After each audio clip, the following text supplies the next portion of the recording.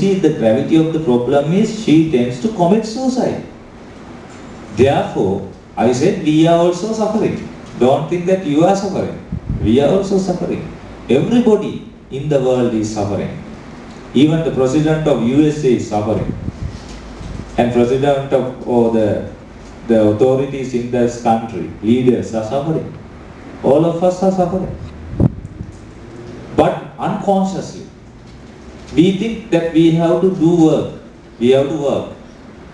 But just think, now how long have we been working? Daily you have to go there. Busy. Right? No end.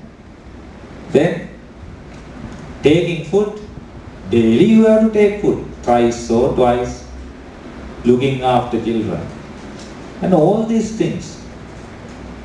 Now, sometimes the dissemination of Dhamma is also suffering for us, no? Coming and going here and there, delivering Dhamma. Now I just took 2 tablets. Suffering. Now you see that now unconsciously, when we very carefully analyze, this is suffering. That is why Buddha said, don't go in the samsaric life. Very rarely you will find happiness. Actually, when you are born in the plane of what is called divine beings, you are happy, you are enjoying. But you know, sometimes you will enjoy for millions of years, sometimes. But after that, you come down. Sometimes you will be born as a dog, then suffering. Sometimes you will go to hell, lot of suffering, inescapable and inexplainable suffering. You see? Therefore, this whole thing is suffering. But unfortunately, what I found is the Dhamma teachers do not emphasize this fact always. You understand? They do not emphasize this factor. They would explain different aspects of Dhamma. Different aspects of Dhamma. The main thing that we have to emphasize is this factor. This is the main focus should be. Everybody should understand this factor and try to get at the solution given by the Buddha. The solution is at our hand, but we don't use it. We must practice Dhamma. We must be faithful, and we must especially become rapturous about the Triple Gem, and wholeheartedly we should take refuge in the Triple Gem, and then we have to practice the Noble Eightfold Path. Now this is this Dhamma discussion specifically emphasizes the fact that we can attain Nibbana within this life. Can we attain Nibbana within this life? Now this question will be answered by this Dhamma discussion. Now there is a specific discourse in Anguttara Nikaya called Meghiya discourse. Meghiya. Meghiya was one of the chief attendants to the Buddha before Venerable Ananda became the chief attendant. There were several attendants. Nagasamala, Nagita, Upavana, Sunakkatta, Radha, Meghiya, before Ananda. So Meghiya was one of them. Once Meghiya and the Buddha were living at one of the places called Chalika. Chalika, on the Chalika hill. Buddha and Meghiya were there too. And Meghiya asked the permission from the Buddha to go for alms. Then Buddha gave the permission. Then he went.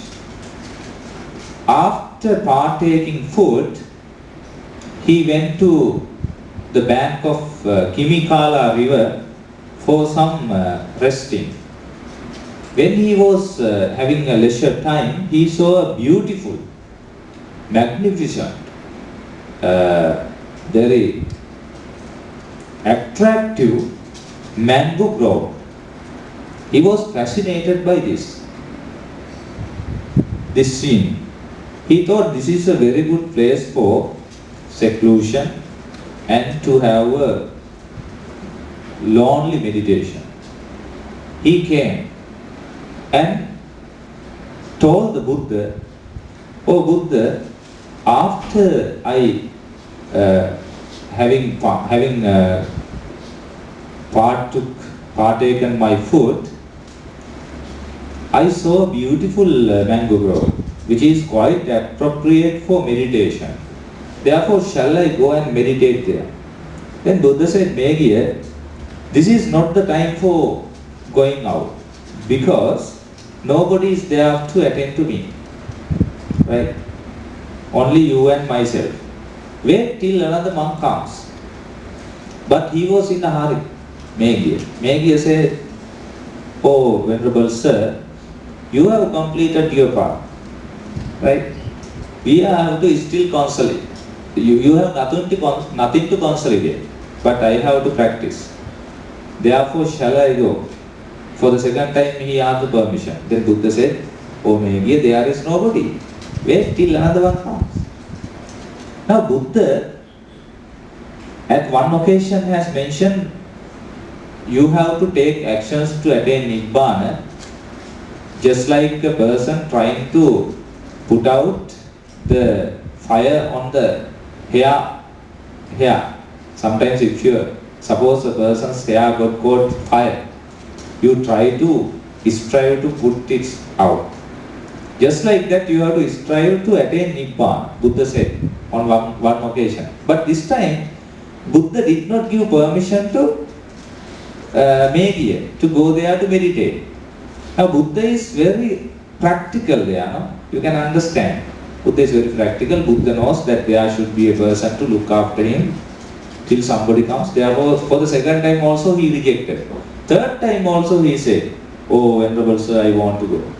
Then he said, "If you are saying me that you want to strive, why should I stop it? Okay, you do whatever fit to you." Then Meghiya, having saluted the Buddha, he went to this particular mango grove, and inside he started to meditate. When he started to meditate, so many unwholesome thoughts came to his mind, specifically three: sensual thoughts, thoughts of ill will, thoughts of violence came into his mind. He could not control. Then he thought, "Oh wonderful, it is very strange.